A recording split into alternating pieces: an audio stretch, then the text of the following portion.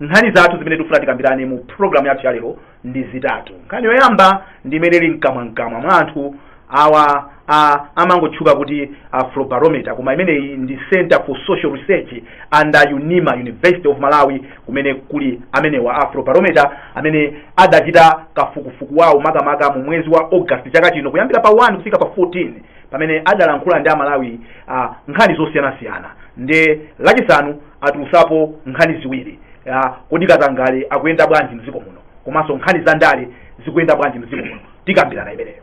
Nkhani yachiwiri ndi imene tikumva kuti nduna yoona za anthu ogwira ntchito Mayi Agnes Nyalonje akuti atula pansi udindo wawo, kodi chasitsa dzali nchiyani kuti njovu itichoke mnyanga. Yachitatu ndikagwidwe ntchito pakati pa apolisi ndi ife atolankhani, tizigwira bwanji ntchito ngati mano ndi lilime mkamwako, kuti tisamalumane tisamapondane pamene tonse tufuna kupereka chakudya kwa munthu uku. Kodi pamene tikunena kuti obstructing an officer on duty, kodi is that only limited to police officers?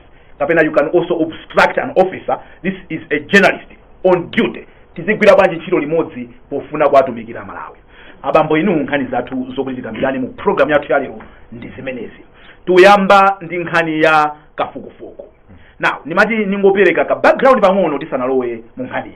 Nimati tikumbusane kuti our Afrobarometer ndi bungwe lochita kafukufuku pa dziko lonse lapansi. Padakali pano ali maiko 42. Ndipo kafukufuku amene wachitika uyuyu ndi wa mu round 10. Amakhani ma round ndithu kuyambira 1991 ngati sakulapa. Is 1991 or 1999? To now 1999 sorry. Yes. To now ndikuti apanga makafukufuku uya round number 10. Ndi zimene amatulusa papazi ndi zijama di second session. First session idachitika ku Lilongwe. Kumene ndadena kuso nkhani zina za mu round 10 momwe. So ndi mu round 10 mnali nkhani zingapo zimene mafufuza. Second session ndi mina tusa za katangale komanso za kodi ndale zukhala is political landscape mu Chingerezi. Ndi amalankhula ndi Amalawi amene ali ndi zaka 18 kukwera kukusweza amalankhula ndi akulu. Komanso amagwisa ntchito face to face. Sizotumizana pa WhatsApp chanchani amakumana ni munthu ndi kumalankhula naye munthu changu kumalemba zimene akunena munthuza muchilankhulo chimene ncha mdziko muno, local languages, ndikuti chichewa ndi zilankhulo zina zimene alankhula mdziko muno. Amagwisa ntchito mafunso amene ngovomerezeka pa dziko lonse lapansi, standard questionnaire. Mukafukufuku amene yiyu wa mu round 10 iyi amene tikhaiti mu santhula pa posa khalisapa adalankhula ndi Amalawi 1200. Ndi atumanda kuti muziko lomwe muli anthu oposa 20 million chifukwa chani mukuyankhula ndi Amalawi 1200 okha. Ndizovomerezeka amati simple sampling. Amalawi 1200 wadapeza mu ma district osa dziko lino. Sikuti idali gawo limodzi, koma nambala ngati imene iyi ndi sample yovomerezeka mukhoza kuigwirisa mukafukufuku. Imakhala ndi zosiyana zijamati minus or plus 3%. Mukachita increase the number of anthu zimene imachita affect imangokhala percentage ya error icha. So that it can move. If you take a marginal error, if you take it to 2,400, it means your marginal error will decrease by 1%. Then we can be plus or minus 2. I just want to explain these scientific things. If you want to comment, the way now the current foundation yovomerezeka. Ndipo kafukufuku amene adachitika kuyambira pa 1 ukafika pa 14 August 2024. Komanso adafusa mwa anthu 100 ali onse ndikuti amafusa anthu 14 m'matauni, anthu 86 midzi, 14% urban, 86% rural. Komanso gender kuti amayi ndi abambo 50-50. Ndekuti mu 1200 Malawians muli 600 amayi 600 abambo. Now ndiye tikupita no kunkhani ziwiri zimene zatuluka mukafukufuku ameneyi. Yoyambirira ndi yakatangale. Katangale akuonesabe kuti akukwera. Now amafusa zijamati perception kuti mukuona bwanji, and perception is based by what people say. Zimene anthu akuona, zimene anthu akumva, zimene anthu akudziwa zimapangisa kuti aziganiza. So izi zimene tukamba papa ndi perception ya Malawi amene anatenga nawo gawo mukafukufuku ameneyi. Nkhani yoyamba ndi ya corruption. Atafusa fuso ndi mukuona kuti corruption mdziko muno ikuyenda bwanji ndi Amalawi amayankha. Nde tizionera limodzi. Slide yoyamba imene akutikira pamenepo ndiyo kuti anthu akuganiza kuti widespread ya corruption mu key institution. Kodi wafalikira bwanji katangale mu makamaka ma institutions amene wawo amene anthu zimakhala uchidwi. Pamwamba apo pali apolisi ati 44%. Anthu akukhulupirira kuti apolisi ambiri ndi amene akuchita katangale. Number 2 pali office of the presidency. Mu office menemo anthu akukhulupirira kuti 78% mmachitika za katangale. Kenaka mabwana ma business executives amenewo ali pa 36%. Ogwira ntchito mboma civil servants mukatecho samwe nawo amene anthu akukhulupirira kuti ali pa 35%, anzathu otolera misonkho wa 35%, traditional leaders nyakwawa zathu mfumu zathu naonso ndithu zogulitsa malozi I think mukwaona apo naonso ali pa 34%. My judges and my magistrates, for the first time, we didn't used to see them anywhere. For the first time, and have proved that we are 33%. Now, remember, this is how much people interact with you. You know, our interaction now, we are thinking, Makaba, no one have now also, Kanga de Alimuguru. Nyumba ya Malamulo, 33%. Local government, many one they wouldn't do kuma Kansalagu, kuma OTC, amenewo ali pa 33%. Kenaga mabungu amenese aboma non-government organizations ali 19%. Komanso even awo amene amabanga zamapemphero kandi akhirisitu asilamu kandi azibusa mene momo 16% atakukhulupirira kuti yali amene waso sikuti sakupanga nawo zakatangali ndi mmene amalawi akuganizira kuti katangala kwendera tiimekayi pamene popo ndiyambe ndinu Mbonjunga. Apolisi sikoyamba kukhala number 1 in a row 3 consecutive years award winners defending champions kafukufuku atatu amene atulukawa oonesa kuti kodi ndi ati amene ali pamwamba apolisi akhala akupanga defend position imene iyi for 3 consecutive service at 44%. Chifukwa chani mwina is it because we transact maka wa police aja tima gwira na uchiro kandi pansewu kandi amalemba mabelo anthuwa you understand it? You see kuti there is a lot of interaction ndi anthu and anthu akukhulupirira kuti iwowa amapanga katangali kwambiri.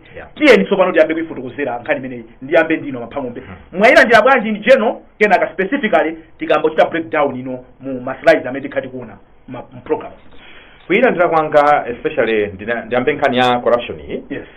Nkonena kuti ngati anthu amene akutchulidwa awo perception ya anthu ili motero kunena kuti amapanga motere then we have no country simple zibe dziko chifukwa taona apolisi office ya president asogolera business atogwira ntchito zaboma ku msonkho house kaya mafumu uko anthu oweruza milandu parliament ma MPs athu kumeneko ako local government nkuzapita ku ma NGO kumalizira asogolere amipingo ababa ade kuti ifenga dziko because in one I would think kunena kuti our structures amene amagwira dziko without these structures you have no country whatsoever. No wonder tumati tikaiona dzikoli mpena pake nkumadabo kuti anatilosa ndani chifukwa anthu amene amayenera kuti alikankhe dzikoli kuti lipite pasogolo they are the very people amene ali macaprice. So izinzomvetsa chisoni number 1. Number 2, ineni muona ngati kuti anthu Afrobarometer anakhala kuti akwadandaula based on methodology. Kunja kuno anthu anapanga ma research ma masters ma PhD ngochuluka kwambiri masiku ano even munthu wa first degree akumapanga research kuti apanga graduate maphunzisidwa ndi nkhani za methodology za sampling izi sample size zonse zija sinamvepo kamodzi akaswiri amalamba yankhula anakayankhula kunena kuti ifeyo methodology amene akuigwisa ntchito awawa sigwirizana nayo koma sinamvepo ayi zimene zimaoneka nzonena kuti kafukufuku zosatira zake zikakhala kuti sizikuwakomera ena nthawi imeneyo Afrobarometer imaoneka kuti iya njoyipa kwambiri ikawakomera ayi Afrobarometer anthu amayivomera. What I would think is nthawi zina inu amene mapita ku school muzikhaso pasogolo nkufanira kuti this is scientific research this is data awa ndi manambala sanama koma mwina tinene kuti tigwirisa ntchito bwanji zotsatirazi komanso titaukonza motani kuti ifeyo pamene mwina anthu amationa moteremo perception imeneyo tiikonze. So apolisi kaya inu office of the president mukangoyamba nkonera kuti muziyambala ndi Afrobarometer mukulakwisa. Rather the issue should be kuti nchani chimene chikupangisa kuti anthu asitiona kuti ife kopc ndakuba kwambiri and tingakonze chani. That's what I would think. Koma masiku ano unfortunately ambirife timangokhala reactionary nkhondo basa amene ndi opposition atubidwa motere. This is an opportunity to konze zinthu. Otherwise wonder or tell you ngati anthu awa list iyi tuwaona kuti ndi anthu amene ali corrupt then izoti ndi dziko ayi zomvesa chisoni. Ojunga uganiza kuti tilibe dziko chifukwa sadasale amene sakupanga katangale ngakhale ndithu amipingo azipembedzo nawonso akupezeka nawo mukatangale kuti anthu athawire kuti. Reaction yanu koyamba amsukuluzi in general then we narrow down now to corruption in particular chifukwa we also move to the political landscape. Your reaction I loved your introduction ndiambe nkumeneko kunena kuti zikachitika ngati izi ndi osadziwa omwe they will want to come forward kuona ngati amadziwa. So ukangolankhula zinthu zosukuzidziwa anthu amene zoti sakudziwa mbuli matenda so sadziwa nkufa komwe kunguyambira ponena kuti what I've seen others when I kupanga ka declare kunena kuti mene anthu atalandirire chunga mene atalandirire zizi wherever they are in whatever rooms they sit in. Afrobarometer, it's a credible institution. Mafana abili pamene pofunira kuti magaida awa santhumba okuti muthu akungwapanga brighter side anyhow. No, they have been there. They do so many things. Interestingly, anthu akafuna kuvomera kapena kukana zinthu amasankhamo zinthu ziti. But if you look at this survey result, muli zina zimene zikuoneka kuti anthu akuzoona kuti zikuyenda. Jen, yes. Tatiponyere slide imene kukamba magraphs water and sanitation. Aoneka green janje. Timafuna jankule ku slide imene yoyo chipaja point imene akuyankhula amsukuluzi. Tatipezera imene ini magraph nditu a green choncha kusika mwamba, but water and sanitation kuzafika nditu ya price adjustment. Passive. Imene. Mayankhula imene. Ndio kuti anthu mwina popeza we are so obsessed with politics kwambiri. Timapangano ignore zinthu zina zake nokuzidumba dada. If you look at that slide water and sanitation services, anthu perception yawo mina kuonera zinthu. Akuona kuti at least boma lukuyesetsa government is handling these issues well. Because the question was, how is government handling my issues our? Exactly. Yes. Okay. So aspect imene umeona simba kawiri kali. If you look at government, ukapita maintenance of roads and bridges. Yes, mabali ina about addressing education needs. Yes, about 41%. Yes, but boma liku kumapuziro. Okay. Now ukapita price spending, bali keeping prices stable. Boma likuchita bandi limit kukhale yo kazi ya katundu. Bali jana 88%. Yes. Yes. Bali narrowing income gaps, managing the economy 15%. If you look at it, zina zake sudi abafusao angopanga mfitizo kazoka. Zina zake no, sirikoni mezi wone watu boma lumekila bwino. If you look at how to manage the economy, we not going to this is only on what basis. So, but it's not like in Zolondola, Amara, Zola, Zotero. This is what the friend and probably 1 million. But sampling, you may naturalize it. Yes, to the science, their scientific methods. I mean, how good is the Chito? You needed my way of Nuna, and that's what I do. Mafuna jo sikaje mafuna kuti ena acho mona kuti 1.2 yo shape pombi 1200 yo shape pombi ndiye manina kuti akulu muti tu over ja 20 million 21 million and about kwa ena kuti research hii kariyo veka ndio kuti aliyense plus 20 million yo amina above 8 million ayake now the referendum even with referendum see Malawi 21 million upewa amina above 18 yes because even tikamafuta timafuta amina lindiza kaita abana for kujipata kulazo mwini malungu atangobola papa amangobaya katika tuje patabe weza timene tijazi ka sample andile ka sample yama kazanga ndaye za kuti ndibe mazemo sunganda ndaule kuti fama atenga kujala mukalatenga muyeze solo hapa oloso muyeze mutenge nkapikiri magazi wakuti tikupirire ni kuifata mango tenga kukaka kama magazi kokaka abage drain tupiro seki mango tenga magazi wako ino antane ndipo kumafurira zinthu izi sample ndizolondola ndithu and ndimene akhala kuchitira mbuyo mosemu imene accept ka ulendo wina akarada kuti adafika para is it 2.4 yes okay because of the ujenet zimatengera support yomwe ilipo komanso chimene afuna kufusa ndi amata ndi manaza kuti iyi at 1200 marginal error ndi plus or minus 3 if you go to 2400 marginal error will drop by 1%. You understand? And so but at minus or plus 3 it is still accepted scientifically. So kuyamba kwanga ndimalize ndimene alamfulira ochunga kuti ngati dziko tili ndi zifukwa zokwanira we are so justified to get worried. And I'm not even surprised because even if you look at the perception ya katangale kutantha kuona bwanji akuona kuti kukwera taika so slide imeneyo ya perception ya kuti ya sebo ija imene kuti sebo ya ujeneji ya fight osati ya zibani ija no yo yambira ya katangale. If you look at that one ubezonia kuti my institutions amene amatchula is this the one? Yes, performance of government in fighting corruption. Is it 46% ya kuti ya kuti sitwanga yeah pamene fairly badly ndi kuti pakatikati ati 22%. Komano maybe just to add on what you may say 54% ya Malawi they perceive kuti corruption has increased.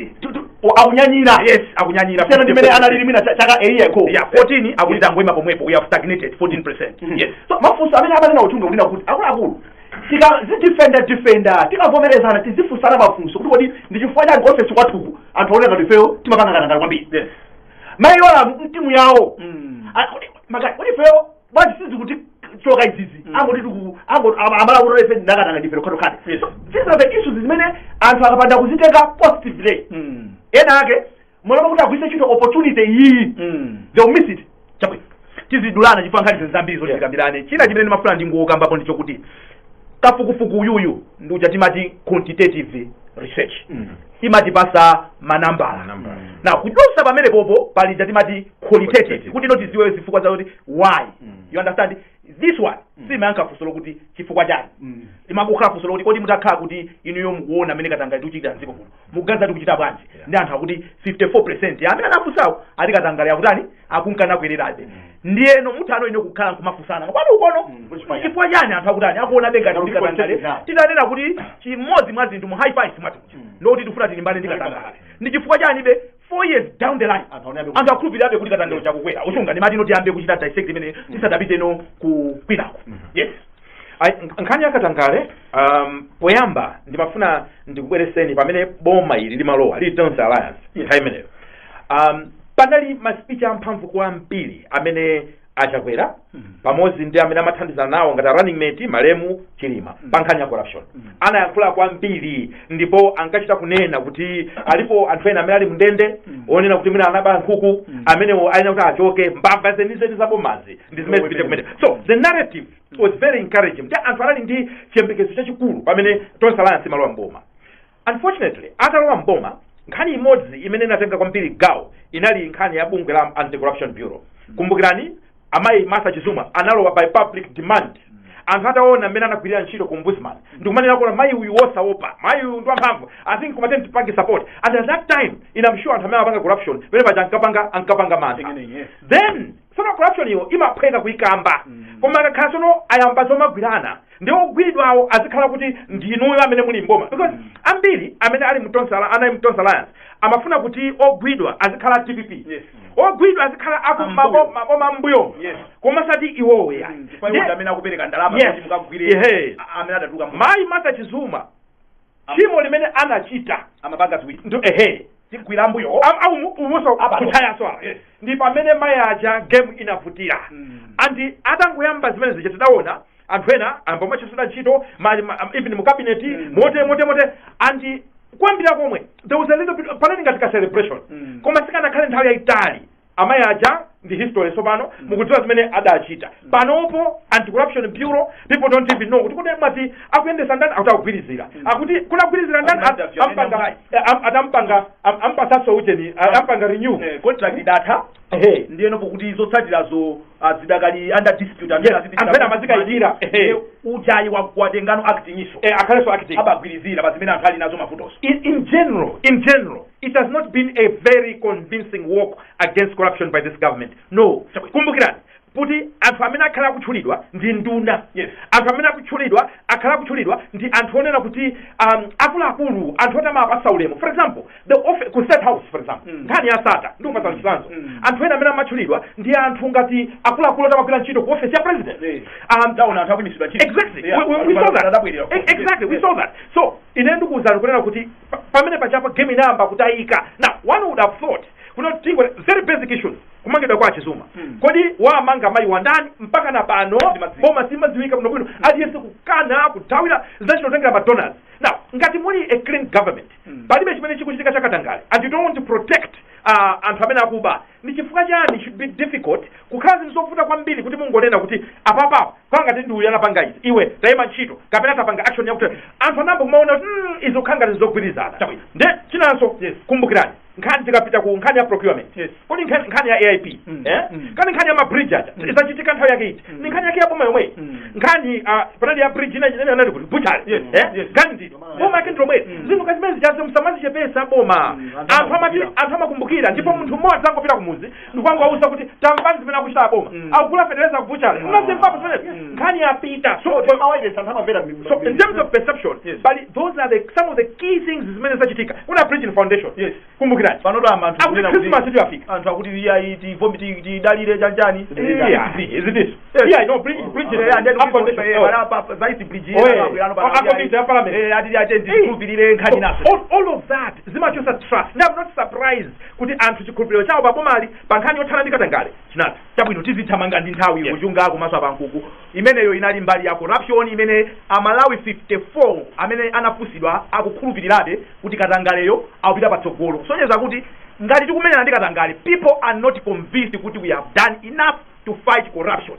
Whether you agree with that or not, the research is telling us otherwise. It's up to you. Amene nakupasa mphamvu zimenezo kuti muone kuti mupanga bwanji to change that perception. We moving on. Tipite kunkhani ya ndale pa ground.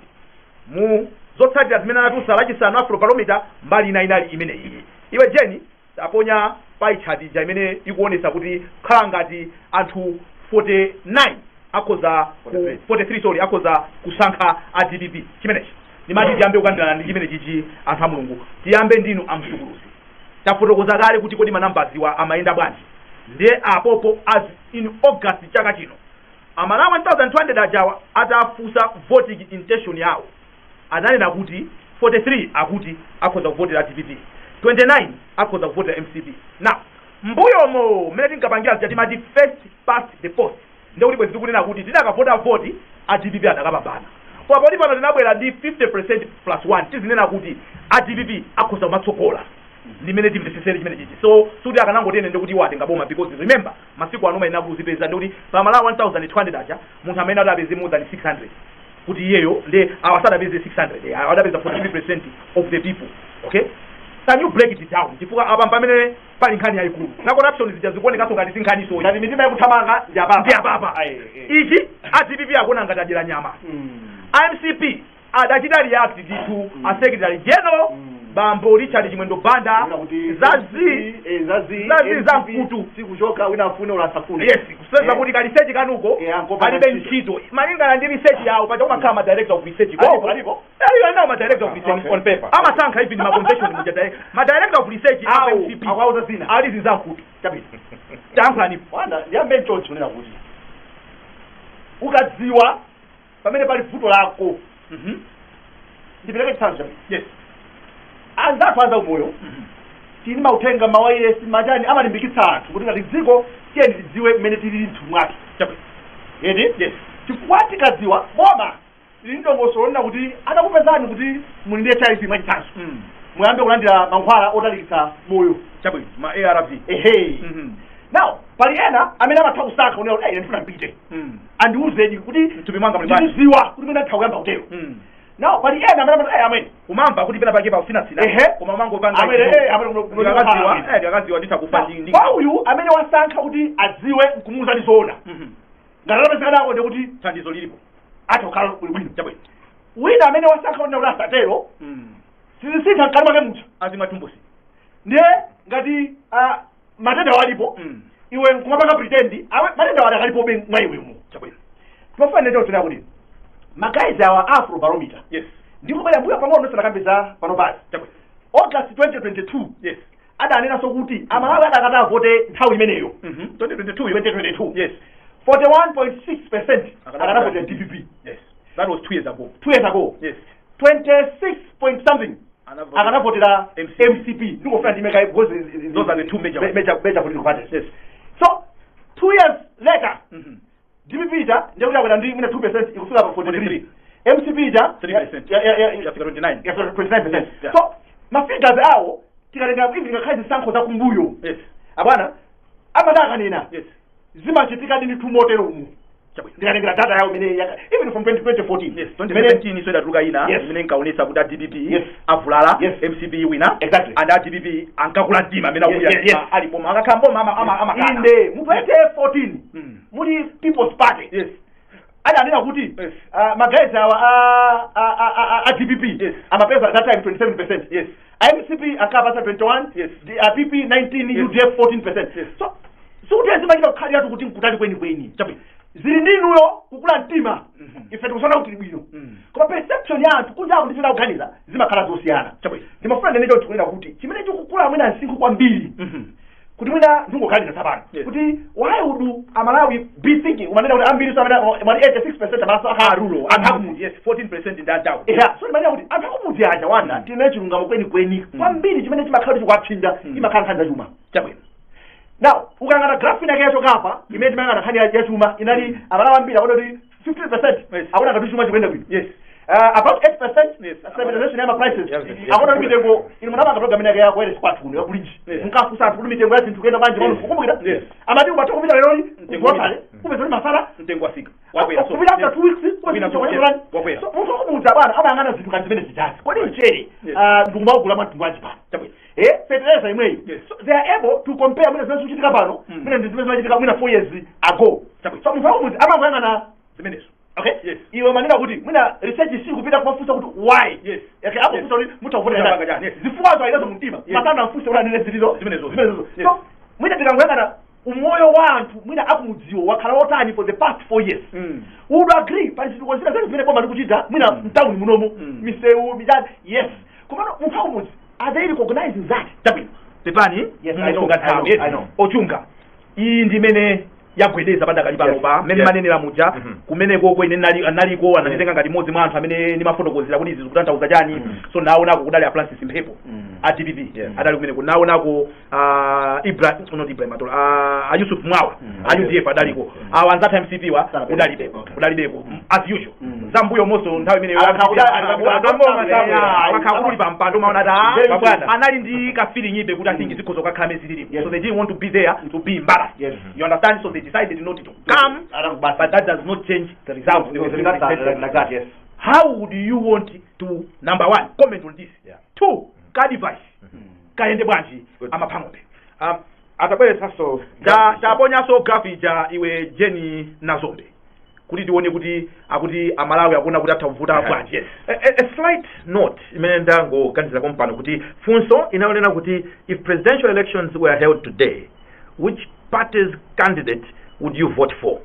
Then mazifusa kuti kodi anthu akuvotera chipani kapena akuvotera the candidate. Chifukwa nthawi zina assumption imakhaonera kuti ukachikonda chipani ndiye kuti candidate yo oyeneranso kuti umutenge. But sometimes it's not. Yes, you understand. Candidate wa DPP. Yes, ndi amene wapeza 43%. Amutalika. So this was in August. Yes. Candidate wa MCP at 29%, and you know why August? Yes, I know why you because the Spanish National Bank ma convention got but you must also remember the June incident. Exactly, you understand? Yes. But so anyway, by 14 August, yes. Okay, chimene mafuna kunena chonena kuti mukaona ma numbers iwa tioneza 50% plus 1 apapa ndiye kuti muona kuti palibe amene akupambana. However, ma statistics ngatawawa atakutithandizira kuzipaniko paja tikumanena aliyese kuna ndizayimandeka mukamali manokha muzikhalanso kuti kafukufukuwi mukumuyang'ana ayudiyekuona pamene muli chifukwa MCP kuima panokha kuti muphatikiza angati kuti musafike pa 50 plus 1 ndiye kuti muyenera kupanga katonsa ansi kena ndi and unfortunately it's going to be very difficult kuti zipani zina zikhulupireso MCP kuti apangalana. Now DPP itokhala ndi a higher likelihood kuti zipani zina zitavomera kuti mwina akhale nawo limodzi. So muona kuti pa 43% at DPP atati aphatikizane ndi UDF they will still not get because that's nice. Yeah. No. It's not 7. Akala 50. Akatenga UDF ndi mutaimba 50. Mayona.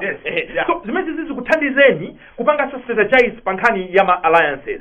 Koma kunena kuti anthu mwina maganizo atokhala wotani kavotedwa aka. I'm not too surprised. Chimodzi chimene tisamayiwale nthawi zonse nchonena kuti it doesn't matter how popular you are as a president. Koma anthu ngati chuma menanena nzanga. Ndipo tikamati chuma mwinaso we are complicating it. Ngati munthu wakumudzi akukwanisa the basics amoyo chakudya ali ndi madzi akutokhala ndi pamalo mukangomutero munthu they are done. Chifukwa chake anthu amatha kugula mavoti ndi bagi yachimanga. So boma ndikakhala kuna kuti mbali imene iyi ya economy yakuvutani takati kumamva za maize inflation mitengo ya chimanga kumakwera mpaka na panopo it's about what mina 50,000 on average now nkumapezeka kuti alipo anthu ena amene akulandira salary mina 70,000 ma security guards kaena alipo mpaka 50,000 panopa minimum wage yes 2,000 yama maize yama domestic wage akangogula thumba la chimanga exactly ungogula thumba la chimanga iwewo watha sunga khale parenti sunga lipile palibe chimene chingaende now those are the majority inuyo amene simakuyenderani ndi anthu ochepa mdziko lino majority ndi awawa amene akungoti akagula thumba la chimanga moyo wawo watha pomwepo. Now what do you expect atafunsidwa what do you expect ndiye mukamaona manambala awo ine sindikudabwa according to mmene chuma chikuyendera because good economics they make good politics.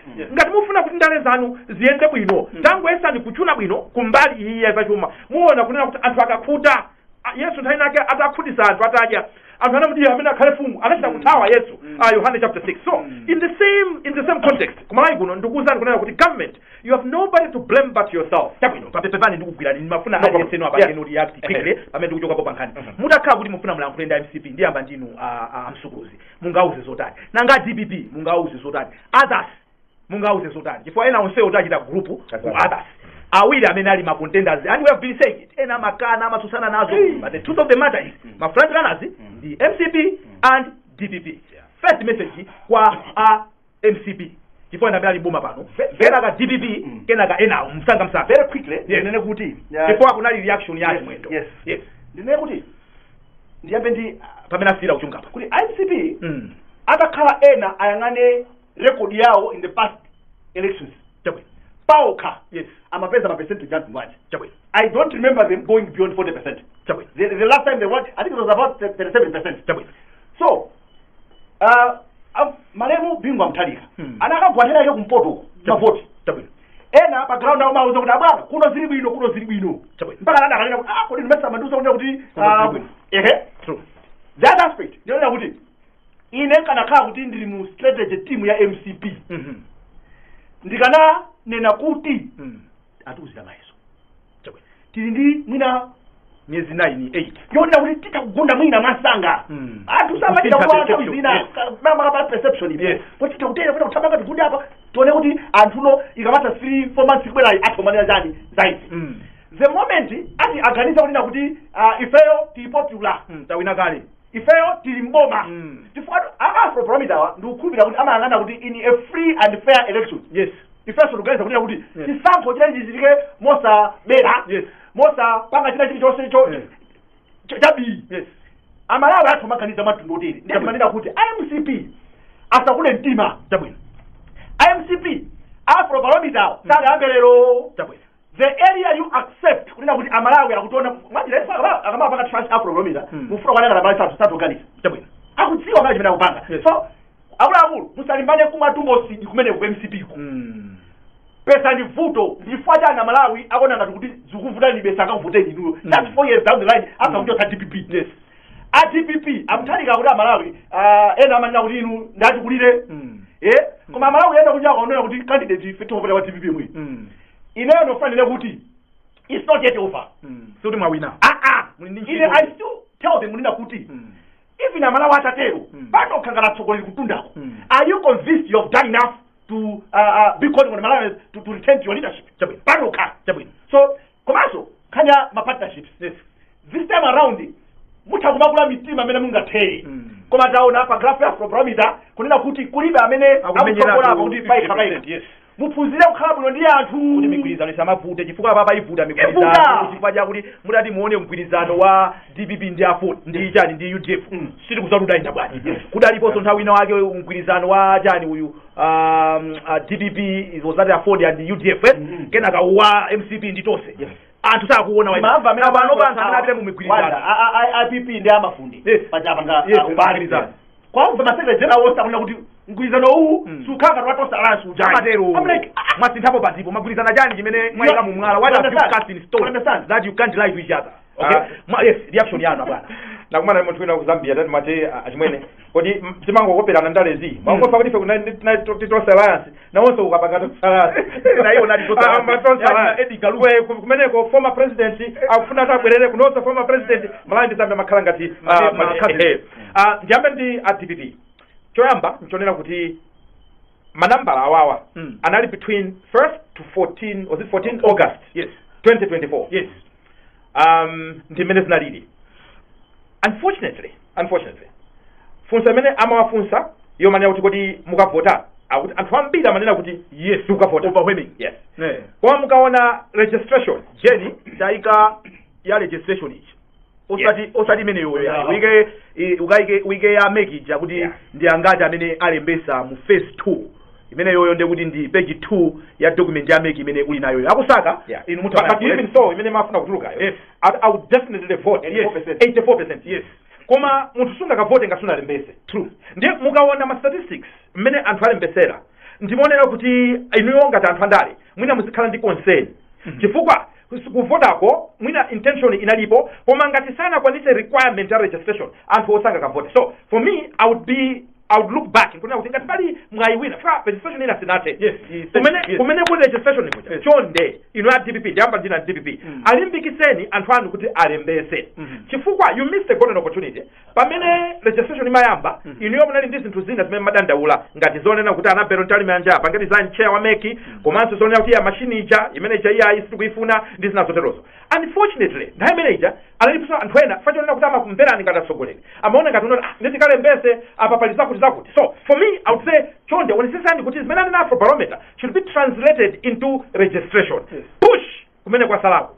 Number 2 ndipite ku nkhani ya alliance kwa ina DPP yomalizira imene ku alliance chonde yambani kumayankhula bwino fana ndamfaso ena ku DPP omanena kuti ya zimene zinkachitika pakati pa MCP ndi UTM zija mukangoti simunawatenge bwino ayutemuwa mutakudaba akukanani akabambe the way has been coming out strong he's capable of saying kunena kuti ife sinofuna alliance. So chonde ukamakhala kuti ukunyengerera umayenera kunena kuti pena pakati nawenso uziyankhula with a soft voice sa DPP mukamayankhula ndanzano wa opposition show strategic approach yonesa kufewa kumbali ya MCP malangiso awiri choyamba mafigures awawa kamwe na utomba simbo sidi kaya simugona kaya ena makonda kupemphera mompukwera nako phiri numbers are numbers nothing will change that kuma chikulu ntonena kuti inuyo pamene ndime ya salai makamaka for me musatengereza regional chifali bwena MCP amene mukumakonda maneno zona kuti ya Central Region ife tukudali Central Region mana kuti imene imachitikira sabe imene yachitika Malawi yonse mutakuona kuti amabanga amachita categorize mazigawo zitatu kuti kumwera pakati ndi kumpoto anthu oti apakati china chilichonse chimene chimafusidwa chokhuza boma amakhaba number 1 kuvomereza kuti zikuyenda anthu akumwera ndi kumpoto nawonso akususana amada akaphatikiza pamene amazaoneka kuti ngakhale aku Central Region akulankhula ndi mphamvu komano mukaphatikiza kumwera ndi kumpoto akupezeka that's the numbers you see. I just wanted to make it mukaona mu presentation ya Afrobarometer you're going to see those graphs. Very tricky as I know Central Region is supporting the current government. South and North, and also we put together, they are dwindling what Central Region is saying. Exactly, kunena kuti musakhale satisfied ndizo manena kuti ife kuchigawo cha pakati kuli mavota ambiri ndi kuchipinda kwathu bona anthu akangovota faithfully ife bastilowa. I do not think even my figures mena mayendesera apa kuti akuonesa zone kuti kwanu kumtati anthu avota ku Central Region ndiye kuti mukhala ndi 50+1 ayizosateka. If I were me I would be more strategic kuti mukalowe ngakhale kwinako. At the end of the day boma isamainde sada ndi chigawo boma isamainde sada ndi mtundu mmodzi wa anthu onesesani kuti mukondwerese amalawi mukakondweresa amalawi ndikuti mavoti asachokera zigawo zosiyana-siyana. Pevani achunga tafulani 10 minutes ndikutapanga 50 minutes imene timakhati kuyankhula za Afrobarometer zimene zakambapo za corruption zimene zakambapo za political landscape people are reacting differently.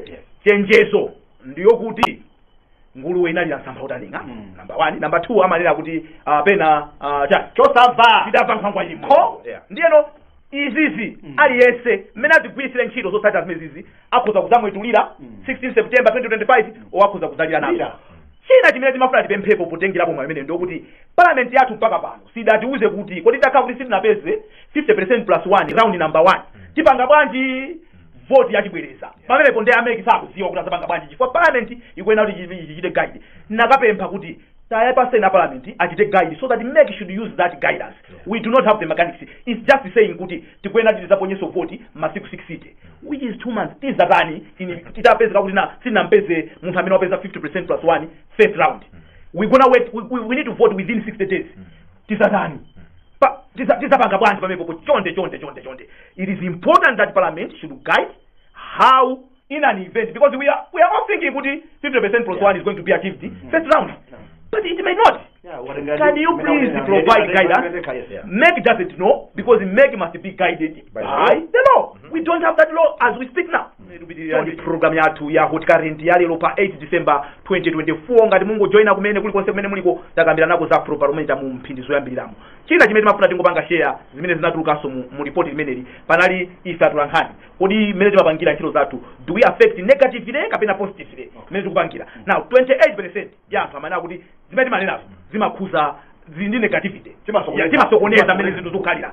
72% akuti iyayi tupanga bwino mofire akina hotikalendwa akina kuswa lero wina ola tupe zitani atambira kuti tuchita bwino ndipo tuonjezere moto nde ifeyo monga anthu okhulupirika takumvana Malawi anda ku pocket and we have heard so titika kia ina takumvana Malawi madiyankhula takumvani 28% chipitirire ndinkani anyalonje akunena kuti panopa atula pasi udindo wawo ndipo a president achakwera avomereza akuti iwo adatula pasi udindo wawo mu July komano adauza kuti ayimeka ifa padali zina zimene amafuna kuti aunike mwachidule. Reaction yani ndio tani kuti anyalonje nduna yoona za anthu ogwira ntchito poti mnamaliza mna kuyankhula chino ndiyambe kupita kwa amafamu amsukuzi very quickly.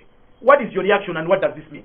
Actually she is saying kuti chimalirire na chilima zikuoneka kuti sizikuayenda kuno bwino. Yes, she hasn't said much but this is to do with the demise of South Chilima. Your reaction quickly. Poyamba kweni ndine kuti sikawiri kumva nduna yonena kuti yatulapasi yoka tindunduna zambiri zingapo even in the current administration zimene zolephera ntchito zimene in principle inenezi undivuta koma sadula pasi udindo chifuna kunyambita mpaka na aterena kuti atiye zipitani. So sometimes wakaudi zina sumzola bwino kapena sugwiriza ndi zina zimene zikuchitika ubathaunira I should be part of this ubathautwa pasi udindo. The good thing Maiwa akabe apeka ukahindi kunena kuti timalireni asalo Chilima what have not this woman ngati Maiwa GTM. So kuteka kuti iwo inspiration yao ndiuganize that's Jonah thinking. Mwina mapaka draw kwa mwina malema Chilima mwina kuteka kuti that death as it was so sudden mwina it hit her so much kuti saka nakwanitsanso kukhala mwina mu administration imene amene ali tsogolo kuti UTM mwina sakumuona chabwino. That's about number 2 mwina akuti wasn't happening to try to say most kama holikale tira mu July pomwe mudipo tinkai tira waibira phone tukumva kuti thonga atulabasu yes. So tabineyo ndiye kuti a president anaika Maiwa pa hodi July, August, September, October, November, December. Ndiye kuti probably 4 or 5 months down the line asada auze kuti zikama ndwati ndiye kuti iwowa muntima maovu adasiya ke mtulaibo. Yes just last week kuna mafunzo yake parliament amene ambele minister of labor akuma mbele kuti hayi mafunzo amene all time kakaye unali best for what zikaka zilizo zimene zozo. So it speaks pankani mod zimene a president asabaka akuma proposa mbuyo mu kuna president tawu zina pakamaji kazinto. Let's be quick tabi achunga reaction yani and what does this say? Is this the first that we remember kuti a sitting cabinet minister as of right? Choyamba, I think government could have done better. Because government ndunena head of government amena president munthu wabwera July ndikusiya ntchito ino mukuti digirai nditakumvesa mwina fire morning period inali sanate koma nthawi imene zimayendera zinthu that government for stability reasons mafuna kuti anthu asambe kuchoka ndizomveka koma for 5-6 months ndiye chimene chothandauza kuchonena kuti amene amagwira ntchito mundu nawo ngati in this case Maiwa ndiye kuti even commitment yawo you would question it. So wopanga safa ndani ndinuyo politically kapena ndi Malawi chifukwa ndikanya delivery on the ground is compromised. Even imutadziwa ulikunena kuti ata bwana ako akusamuka ata nda transfer adimene sizimayenda muthu opakira pakira. So for me I thought you could have done better Mr. President ndipo malose. Number 2 Nyalonje is more of a technocrat than a politician. Menda's village. Interacting with her at some function, she's more of a technocrat. No one can change Sanzo Jabu, enough to take up a zero. Muntu samango kila nchito kupanda conviction. Uzikati mtima wako ipamene popo. Ngati mtima wako palibe pa ntchito opo, ndipo ino kwasira Malawi ena kuti ayendese chinthucho. Tindi anthu ambiri not just even in cabinet. Malo osiyana anthu kugwira ntchito mtima unachoka kale amachita kukwekweza kuti mpite ku office. Akazi anu uchita kukumbusana kapena amuna anu kuti kuti simpita ku office. If you don't have a heart for your job, please follow where your heart is. Chamalize motel. Yomalizira nkhani yathu umene uthenga wa Nyalonje ndumene yomalizira nkhani yathu ndiyo kuti apolisi ya ku Blantyre adamanga mtolankhani wathu Isaac Salima chifukwa chokuti amagwira ntchito pa road traffic directorate apa kumene kunali nkhani za makatigole chani. I don't know whether we should comment kapena ifeyo we are an aggrieved party na peso mwina we going to be compromised in our comment, but here is an issue that we decided to bring it in the program. Kuti pali lamulo loti do not obstruct an officer on duty. Kodi palibe lamulo lo do not obstruct a journalist on duty. Reaction yana bwana mamsanga. I don't think I will be compromised. He will not be. This program abana imanela chunga. Nangasi if in 70 but 70 actually it says 75% favor media law of watchdog. Apart from jangu libanga abana ndakuba pakazaka. Yes, for my 75% I will be a good watchdog. Kugira bino chito ya ulonda. Aba timwana scenario imene very quick mina. Yes. Palichimpirikiti paro traffic kata. Pompa tu kwa sedi. Odi peti mamfata kama kwa. Palichimpirikiti ma driver ena akuti kati gole manya akumagwira kuteka manetu wele kadengeni kati gole. Ndepali kati gole cha kubereka. Yes, ndepali commotion. Yes. Yokuti ikanacha atusuna soma menya rafu bebata. Yes. Apolisi akwera to bring order. Mtolankhani ndiye kuti wapeza nkhani kupachira izo chituchiti. Yes, achira report imene sikuchitikira. Apolisi they are coming to bring order. Something very positive. Yes. If you ask me. Yes. Itabu ndudu chituchi. Yes. So, ndapeza nkhani. Yes. This person amagwira ntchito ku institution 20 times group. Yes. Kuli TV, yes. Kuli wireless, kuli newspaper. Chithunzi nchofunikira. Akutenga chithunzi. Ndifuna ndazitsa Malawi telling a story even using a picture. Yes. Ndakumusa kuna kuti kuti jambo lyanje. Koma kuntenga koma naye ndinopaka na ku station fufuta zimene zili mfonimo. Ndimanya kuti mtolankhaniyo anaphwanya lamulo loti chani number 1. Limemuli nene. Kuti section 35 36 37 ya constitution ya Malawi kama za freedom ya human rights. Yes. Atolankhani apange publish zitu and stuff. So kungobwera nkupanga zimene anapanga awawazi. Ndikuzani apolisi ena so yes. Ena they are very reasonable. Ndali panthu ena apolisi ena akulu ena sasango ndimene za apolisi achanyamata chifukwa anyamata sala banga abaopa ndia instruction jona pakakhala wamkulu wina bwana amene nkuganiza kwayo kopelewera mwandali kuganiza mwandali amaganiza mwandali ngwachipani. Yes, amakhala ngwachipani. Yes, wapolisi wina wachipani. Amona ngati kuti tikashisha not. Yes, ndiye kuti zili bwino ikwakumbutsa kuti apolisi ino achipani makapaka achipani dziko lino tili ndi mavuto ambiri oyenda kupanga. Musapatse ntchito zina zosafunikira kumkuyu aziyankhira paboma ilili limene Afrobarometer ikuonetsakale zinthu zina kale. Mtsogoleri wa dziko lino ndimene apero breakfast night hour ku State House munalamo mati ndizina kumene kuti adanena kuti as long as I'm the president of this country I will not allow any journalist to be harassed. And I will not allow nantu akamani nali kuphiriko. It's not me. Ndekuti nanga pasali zikira anala president. Alipo akutunawo akuti atukusa. Yes, ndakhabaji. Ndikira office yanga. Then nene kuti yes. Apolisi ena alipo. Nda police koma ndachipani. Yes. Ndachipani amakhalapo not just from this government. Amakhalapo kwambira kale.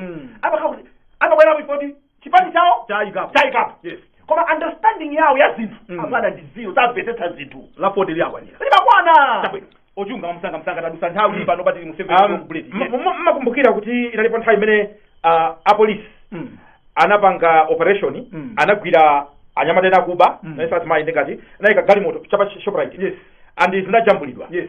And chithunzi mechi chachita zungulira ife sinachigwisa ntchito anthu ananena kuti koma apolisi akugwira ntchito kuti anthu akwembere ni mmanja. It was because camera inagwira ntchito.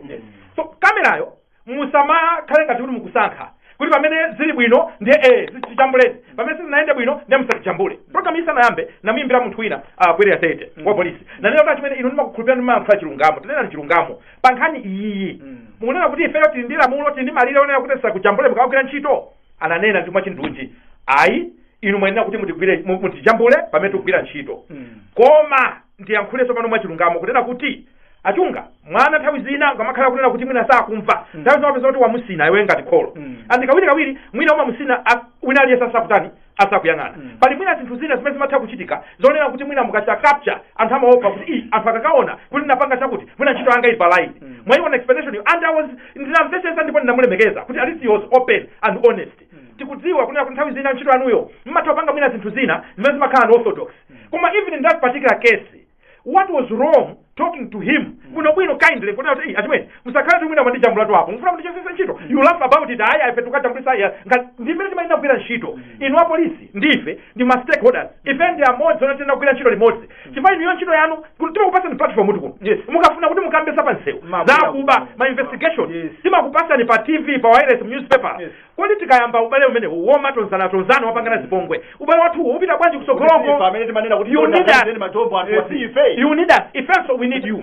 tisalole anthu ochepa amene akhuta ndale kuti aononge ubale umene ulipo pakati pa ife media ndi inu ya polisi ndipemphe kumene kukusete chonde discipline these people but this is not professional at all ayankhula bwino ndipo ineyo ndikungoti ameni inuyo apolisi you are not above the law ntchito yanu ndikukhazikisa bata kugwisa ntchito malamulo koma sikuti muli pamwamba pa lamulo ngati mukuphwanya lamulo mukuphwanya kandi inu bwana kandi inu ndani muzindikire kuti zimene mukupanga inu ngati ogwira ntchito za boma zimakhala m'maso mwa anthu chonde tiyeni tisunge ubale wathu ngwabwino kufikira pa umene mufuna kuwonongako muli ni mwayi kuti mwamugwira Salima mmodzi mwa ife atatu mukanayesera zimene munampanga Salima one of us for no reason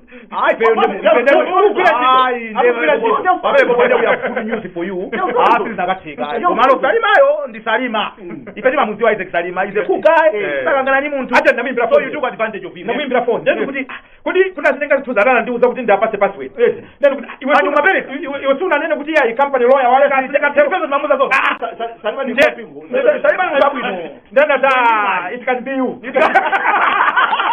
mwini mwayi munamuonelea no bangu mapamo mengine welcome yes sir balala konde pa msiliziro pa program yathu ya lero